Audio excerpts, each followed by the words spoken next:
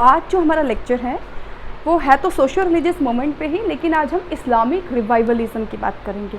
इससे पहले जो हिंदू रिवाइवलिस्ट मोमेंट या रिफॉर्मिस्ट थे उनके बारे में मैं आपको पढ़ा चुकी हूँ।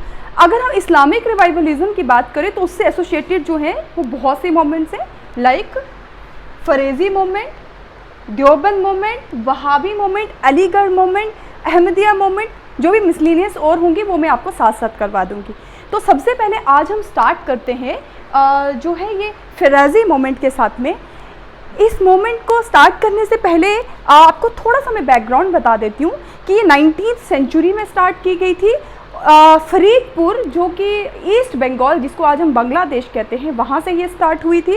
ये मोमेंट जो थी वो पीजेंट्स और जो वहाँ के जो क्राफ्टमैन थे, मुस्लिम पीजेंट्स और मुस्लिम क्राफ्टमैन तक ये मोमेंट जो थी उनके अराउंड थी ये मोमेंट। और इसका जो ये जो टर्म है फराजी जो है वर्ड, ये बेसिकली कहाँ से है? ये वर्ड फ़र्ज से लिया गया है। फ़र्ज मतलब ऑब्लिगेटरी ड्यूटीज़ असाइंड बाय अल्लाह। अब ये है क्या? फ़र्ज वर्ड क्यों यूज़ किया गया? इसी से इस मोमेंट का बैकग्राउंड शुरू होता है। वो कैसे कि इस मोमेंट को जो है वो स्टार्ट किया था हाजी शरीयत उल्लाह ने। हाजी शरीयत उल्लाह जो हैं वो ईस्ट बंगाल के रहने वाले थे, और जब वो मक्का गए थे हज के लिए, जब भी कोई हज के लिए जाता है तो उसको ये जो वर्ड हाजी है वो इसीलिए लगाया जाता है कि वो हज पे गए थे। और हज जो है ये एक पिलग्रिमेज है मुस्लिम्स की, जो कि मक्का में है। और वहाँ पे जाके इन्होंने जो मुस्लिम थियोलॉजी जो है उसके बारे में पढ़ा। Islamic theology, not Muslim, Islamic theology और कुरान के बारे में वहाँ पे इन्होंने पढ़ा। एंड एक ऐसी बात हुई जिसकी वजह से इनकी सोच बहुत बदल गई। वो थी कि ही केम अक्रॉस हनाफी आइडियल्स। है क्या है हनाफी आइडियल्स? मुस्लिम्स के जो हैं वो दो सेक्ट्स हैं, एक है सुन्नीस और एक है शियास। सुन्नीस जो हैं उनके 4 मेजर स्कूल्स हैं, जिनमें से एक जो है वो हनाफी स्कूल है। इसकी जो डिटेलिंग है इन स्कूल्स के बारे में वो तो हम मिडिवियल में पढ़ेंगे। बस अब आप यहाँ ये समझ लीजिए कि हनाफी आइडियल्स बेसिकली होते क्या हैं। ये आइडियल्स जो हैं वो ह्यूमन रीजनिंग की बात करते हैं और ह्यूमन इंसाइट की बात करते हैं। जो ये माना जाता है ह्यूमन रीजनिंग या ह्यूमन इंसाइट क्या है, वो ये है कि जो कुरान है, Quran is the soul spiritual guide, कि उसके अलावा यानी जो कुरान में लिखा गया है सिर्फ वो ही एक स्पिरिचुअल गाइड होनी चाहिए। उसके अलावा और कोई बिलीव्स जो हैं उस पर उसको हमें फॉलो नहीं करना चाहिए। अब प्रॉब्लम क्या थी? प्रॉब्लम ये थी कि क्यों जो ये जो थे हाजी शरीयतुल्लाह थे जिन्होंने ये स्टार्ट किया बंगाल में, जब वो बंगाल के जो मुस्लिम्स थे उनके अंदर बहुत सी जो वहाँ की इंडिजीनियस जो कस्टम्स, प्रैक्टिसेस और जो रिचुअल्स थे वो इम्बाइब थे, वो उनको फॉलो करते थे। क्योंकि इंडिया जो है वो बहुत डाइवर्सिटी इन यूनिटी है। यहाँ पे चाहे आप कोई मुस्लिम हैं या आप हिंदू हैं या आप क्रिश्चियन हैं या इवन आप सिख हैं या आप जो भी हैं, हमारी जो कल्चर होता है ना, हमारा रिलीजन ज़रूर डिफरेंट है, लेकिन हमारे कस्टम्स और प्रैक्टिसेस जो है वो कहीं ना कहीं जो है वो एक दूसरे से मिलती है। तो सिमिलरली जो ईस्ट बंगाल के जो मुस्लिम्स थे वो भी कुछ प्रैक्टिसेस, इंडिजीनियस रिचुअल्स और कस्टम्स जो थे उनको अपनी लाइफ में उन्होंने उसको यूज़ करते थे।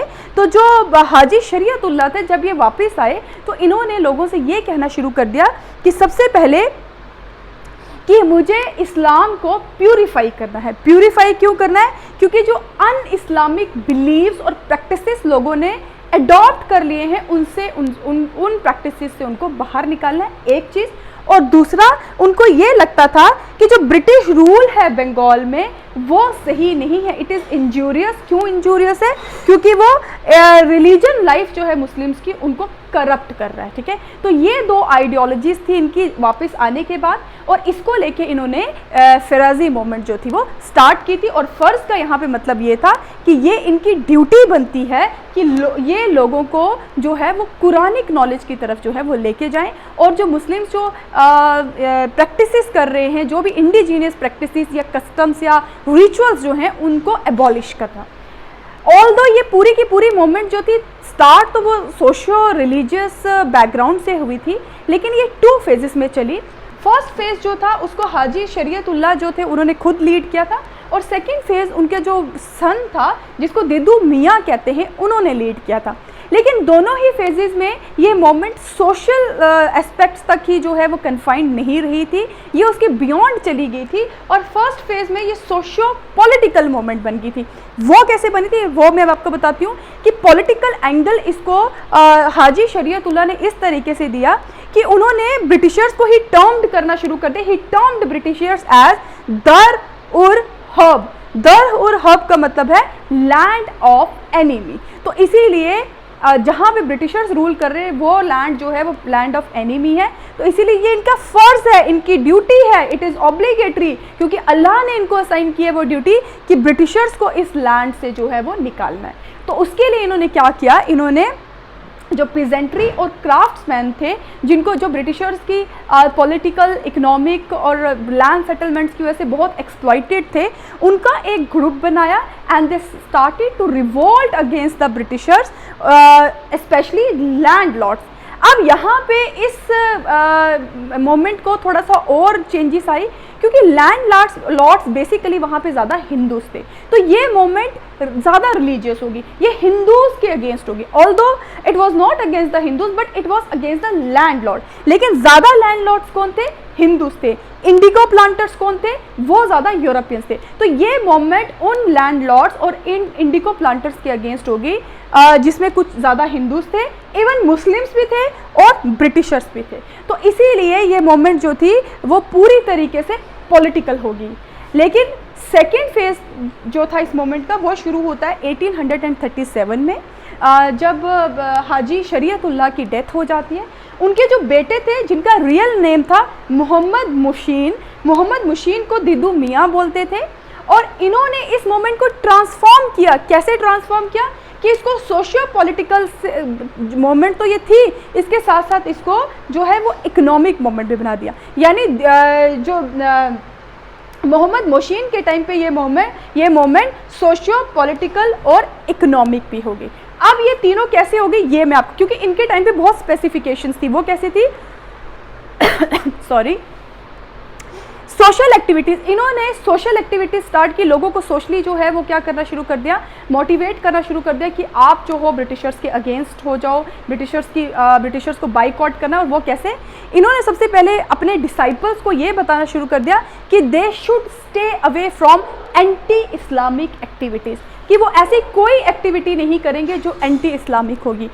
इस्लाम में बहुत सी चीज़ें जो है वो अगर आप कोई ढंग से इस्लाम को समझेगा, एक तो पीस के लिए इस्लाम आया था, ऊपर से यहाँ पे बहुत सी ऐसी चीज़ें हैं जैसे लाइक करप्शन नहीं करनी है, अपने ज़कात करनी है, अपनी जो इनकम है उसका 10% जो है वो चैरिटी में देना है। तो ऐसी बहुत सी चीज़ें जो हैं वो इस्लाम के साथ जुड़ी हुई हैं। तो वो चाहते थे कि कुछ भी एंटी इस्लामिक एक्टिविटीज़ जो हैं वो इन्हें नहीं करनी है। दूसरा, इन्होंने पीजेंट्री को मोबिलाइज्ड किया around egalitarian society. Egalitarian society मतलब जिसमें कोई डिस्क्रिमिनेशन नहीं होगी, कोई कलर के बेसिस पे, कोई क्रीड के बेसिस पे डिस्क्रिमिनेशन नहीं होती है। इस्लाम में वैसे भी है कि कभी कास्ट बेस्ड डिस्क्रिमिनेशन नहीं है वहाँ पे। तो इन्होंने और भी ज़्यादा उसको इगैलिटेरियन बना दिया। इवन क्लास बेस्ड डिस्टिंक्शन भी जो है वो उन्होंने ख़त्म करने की कोशिश की।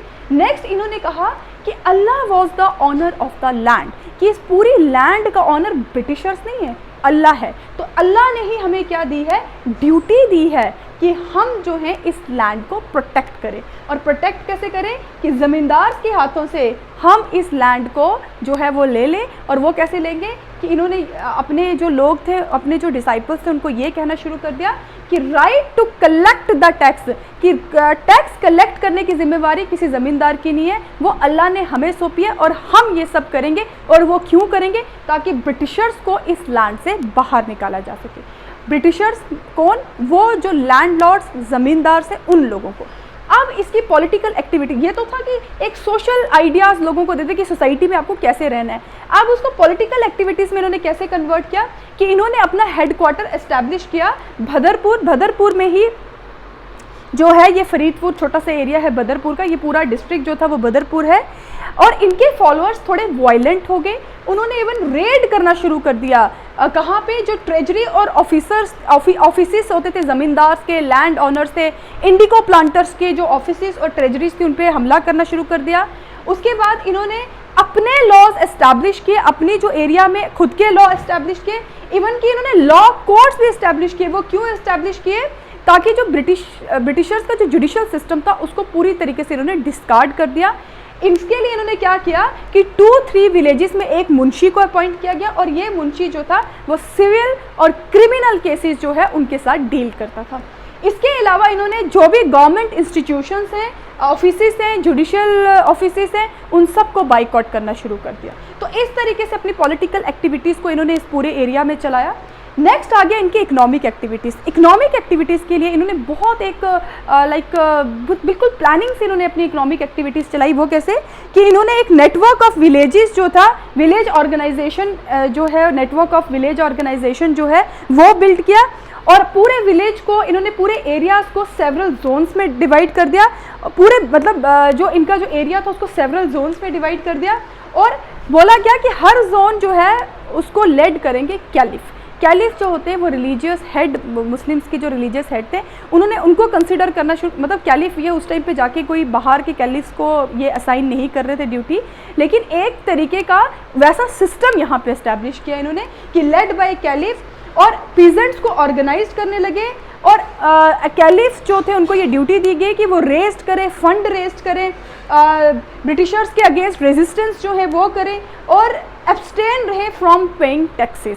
तो एक रिलीजियस हेड जब लोगों को, जो उस टाइम पे जो मुस्लिम पॉपुलेशन थी, जब वो उनको लीड कर रहे थे, तो उसकी वजह से क्या होने लगा कि लोग जो थे वो एक प्लेटफॉर्म के थ्रू जो है वो इस मोमेंट को आगे लेके जा रहे थे, और टैक्सेस जो थे वो खुद ही ये लोग जो थे वो कलेक्ट करते थे। तो इस तरीके से बहुत सा इकोनॉमिक सेटबैक ब्रिटिशर्स को मिल रहा था, और साथ ही साथ ये मूवमेंट बहुत स्प्रेड हो गई थी उस टाइम पे। लाइक ढाका में, मेमन सिंह, अलीपुर, नोखाली, जेसोर, बहुत पूरे बंगाल में ये मूवमेंट बहुत ज़्यादा फैल रही थी। इसको लेके ब्रिटिशर्स, ऑब्वियस सी बात थी कि वो चुप नहीं बैठते। उन्होंने क्या किया, ज़मींदार्स के साथ मिलके, ज़मींदार्स और ब्रिटिशर्स जो थे उन्होंने they joint hand with each other, and the result was 1838 से लेके 1847 के बीच में बहुत बार जो थे दिदू मियाँ को जो है वो क्या किया गया, अरेस्ट किया गया, लेकिन because of lack of evidences इनको वापस छोड़ देते थे। 1857 में जब रिवोल्ट चल रही थी तो इनको अलीपुर जेल में अरेस्ट किया गया था। ये क्वेश्चन आ चुका है, बहुत इंपॉर्टेंट है कि 1857 रिवोल्ट के टाइम पे जो दिदू मियाँ थे इनको कहाँ पे अरेस्ट किया था? Answer is Alipur jail.